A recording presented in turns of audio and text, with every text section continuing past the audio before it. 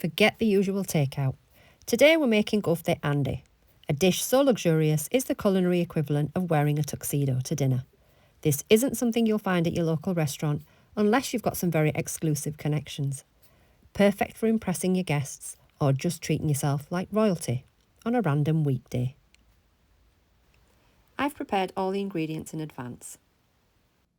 Olive oil, diced onions, ginger and garlic paste, tomato that's been blended, ground coriander, salt to taste, garam masala, and my own homemade basar. I'm using Greek yoghurt, but you can use natural if you like, and you can use as many or as little green chillies as you want.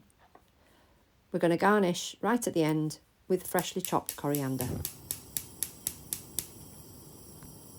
Now, to cook Koftey Andey, you do really need a wide-based pan. It just makes things easier when it comes to cooking the Koftey themselves. They need lots of space. So we're going to start with the olive oil. You're going to add that into the pan and let it warm through gently before you add in all of the chopped onions.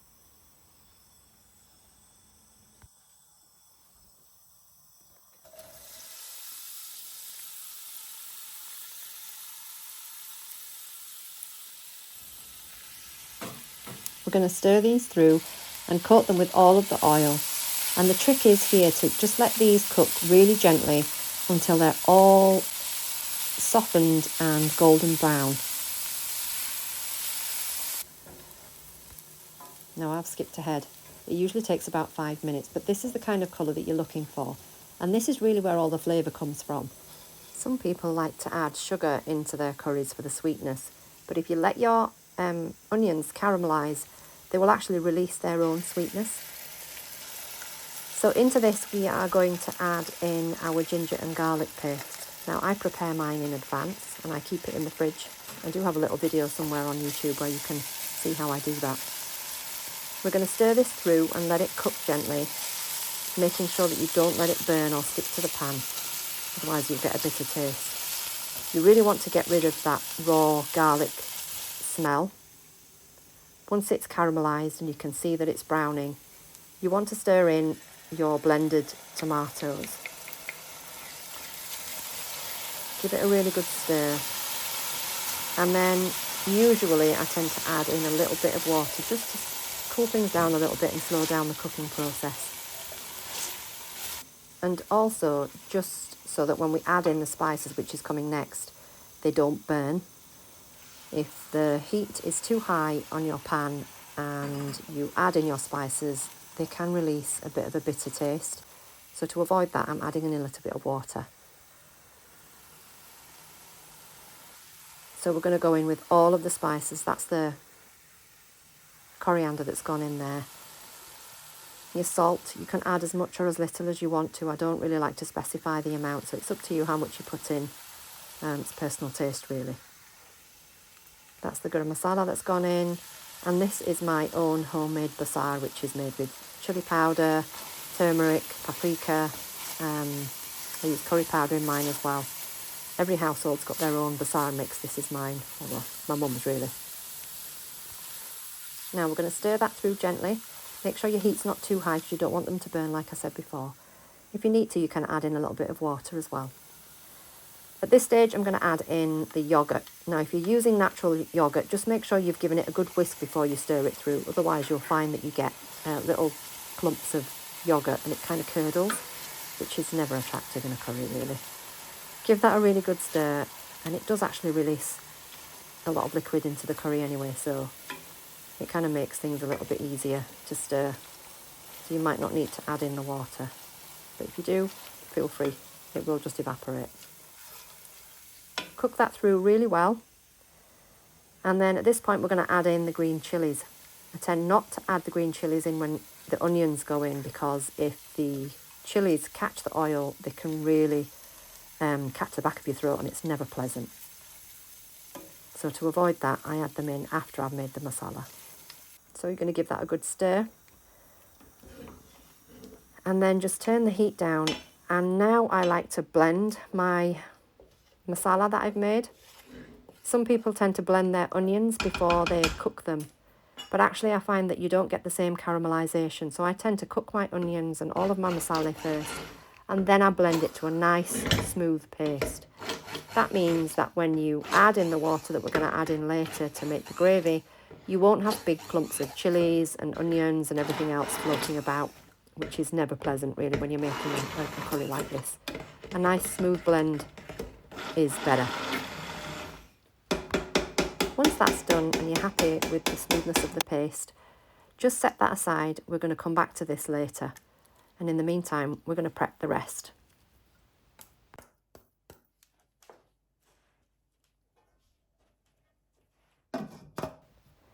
So we're going to start by boiling some water and adding in eggs. Now these eggs are actually a bit bigger than I would normally use. That's only because that's what I had at home, so I'm just going with it. Usually I tend to use smaller eggs and leave them whole in the curry. But because I'm using larger eggs this time, I'm going to actually cut these in half. I tend not to do that usually because when you cut the eggs in half and add them into the gravy, sometimes the yolks can kind of separate from the white and it doesn't really leave it looking very attractive, so I tend not to do that. So if you can, get small eggs and leave them whole. It works better. So now we're going to prep the koftey. To do that, I'm grating an onion here. I tend not to chop the onions because when you do that, the fragments of the onion are too big for the mince. And what tends to happen is the koftey themselves will not hold their shape when they are put into the gravy. So the best way to avoid any disintegrating koftey is to grate the onion and squeeze out all of the liquid from the onion. You can use a blender if you like, but I just find that it's harder to get rid of the onion juice. I prefer using a grater.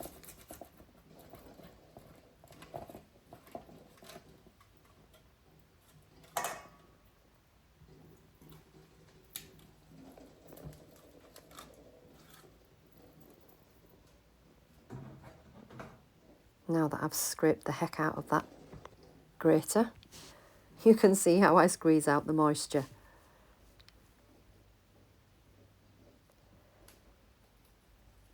So I do this just by hand. I just find it easier and less messy. If you prefer, you can use a muslin cloth or you can do it through a fine sieve. It's entirely up to you. I just tend to use my hands because I know what I'm working with. And you can see that all of the liquid has been squeezed out of the onion, which means that when we mix everything together, the mince won't be too wet and it's easier to handle and it will hold, or the koftey will hold their shape.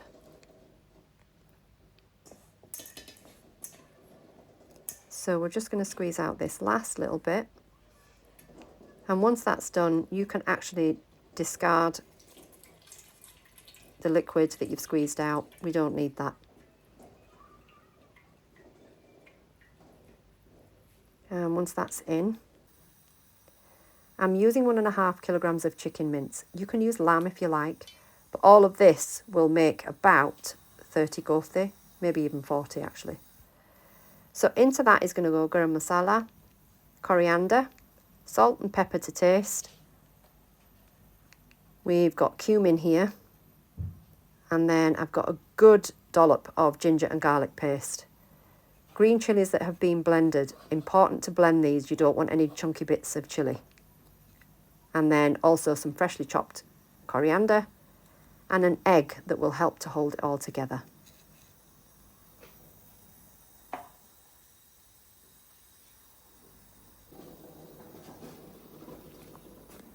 So now we're going to add in all of the spices. You can put all of the ingredients in all at once. Now, like I said earlier, I'm using 1.5 kilograms of chicken mince here today. You can use lamb if you want. It's entirely up to you. Just for this particular recipe, I'm using chicken. And I'm using so much because I tend to make all of my koftey in bulk. and I will use half today in this curry that I'm making, and the rest I will actually freeze and keep for next time. Just saves me making them over and over again.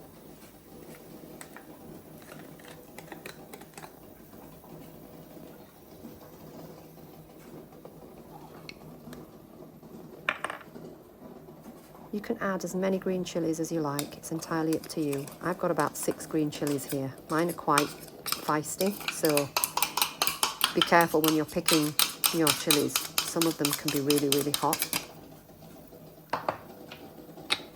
And then we're just going to add in our chopped coriander and mix this all together. You don't need to add in any flour or gram flour or breadcrumbs or anything like that. Some people do tend to add in flour and gram flour, but you don't really need it.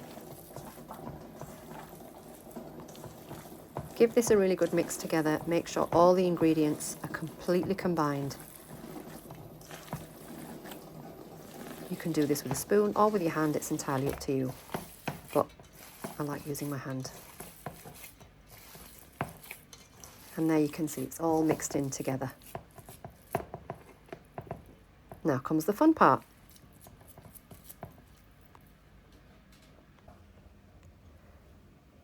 So, before we make our koftey, we are just gonna put our pre-prepared curry paste back on the heat, and we're gonna add in some boiling water. I'm adding in about 2 litres here.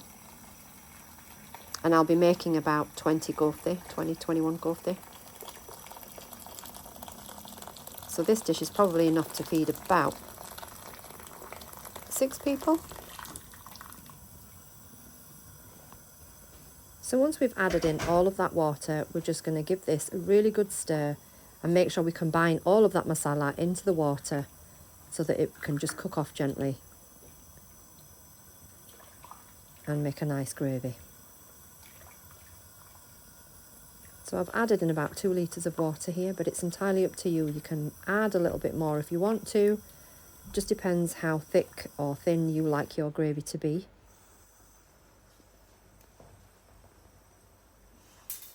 So while that simmers away, we are going to roll our mince mixture up into small balls. Now, I like to keep mine quite small, just so that they can cook through properly. You can make them a little bit bigger, you can make them a little bit smaller. It's entirely up to you, it's personal preference at this point, but these are kind of the size that I like mine to be. To stop the mince from sticking to your hands, if you just wet your hands a little bit and gently squeeze the mince between your hands before you roll it into a ball, just to make sure that there are no creases. If you find creases in your meatball, if you put those into the boiling water, you might find that they'll split and disintegrate. So it's really important to make sure there's no creases in the meatball itself.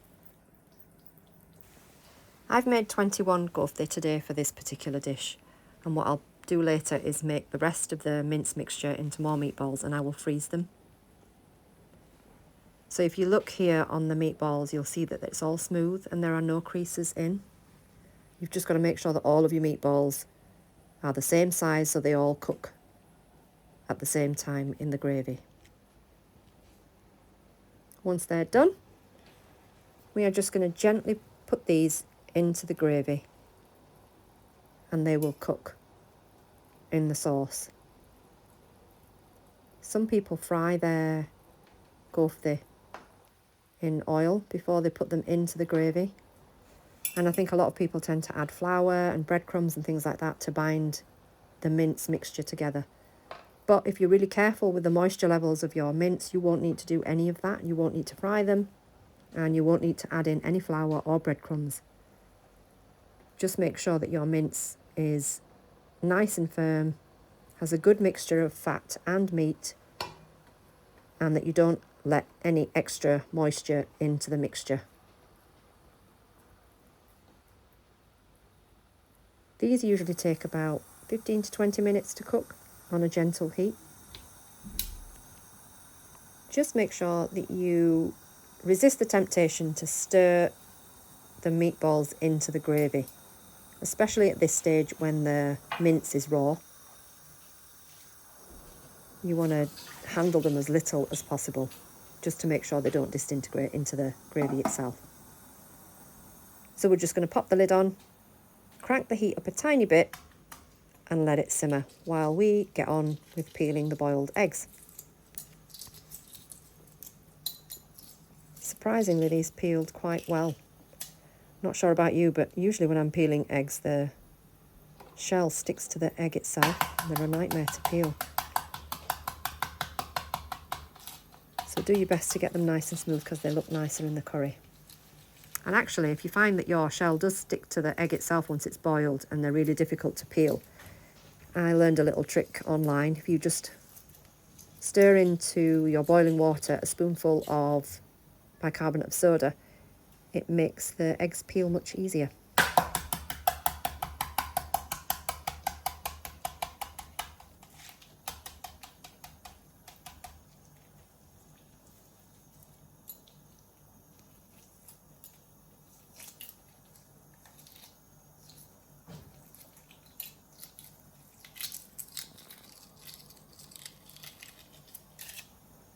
We're going to fast forward this bit because you don't want to watch me peel all these eggs.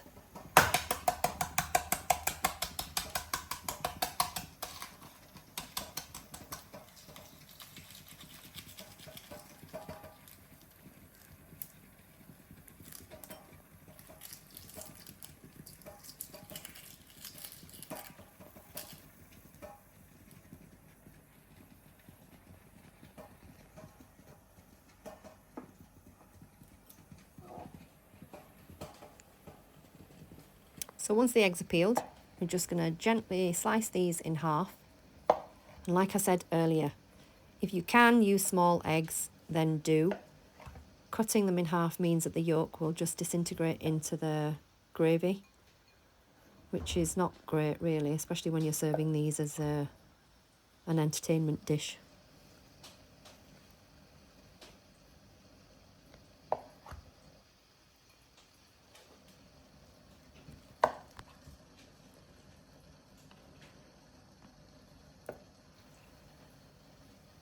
Once they're all cut, we're going to place these into the gently simmering shorba or gravy. The meatballs are all cooked through now. They've been simmering away for about 20 minutes already. So we're just going to drop these eggs in and let them warm through and absorb a little bit of the flavour from the gravy itself.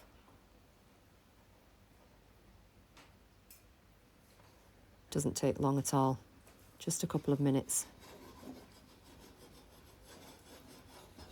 And you can see that I'm not using a spoon to stir.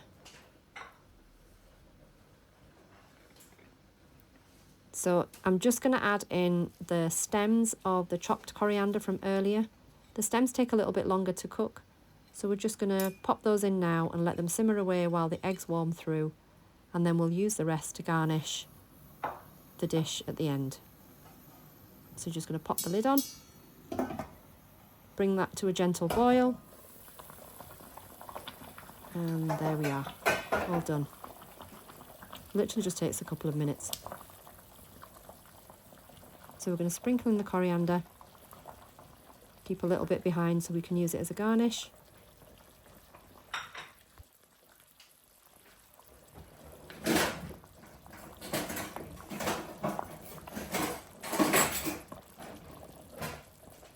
Then if you look carefully, you can just see little bits of the yolk that have come apart, which is what I like to avoid really, and that's why I don't cut the eggs in half usually.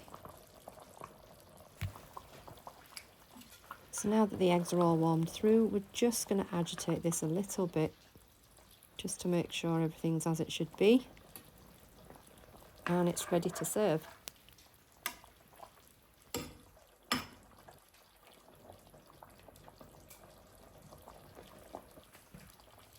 So grab yourselves a dish and then gently spoon out the Koftey and the eggs first. And at this point, if you find that your yolks have fallen out of the egg, you can gently pop them back in. If you haven't stirred the dish, then the yolks should still be intact, and you can just pop them right back into the egg white. Just makes it look pretty, doesn't matter.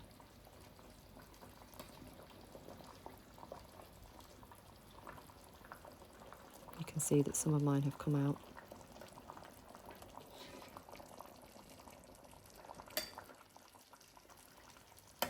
Once you've managed to put in as many koftey and eggs as you want in your dish, you can top it up with the gravy or the shorba.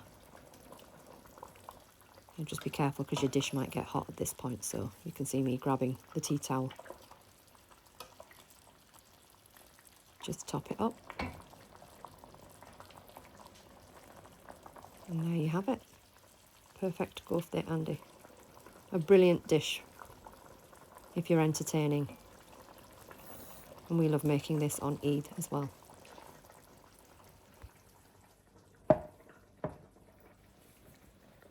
It's not an easy dish to make, but it is absolutely delicious and it's worth the effort. Just sprinkle on your coriander right at the end before you serve. And there you have it. Delicious Koftey Andey. Fit for a king. And if you like this recipe, remember to like and subscribe. And I'll see you on the next one. Thanks for watching.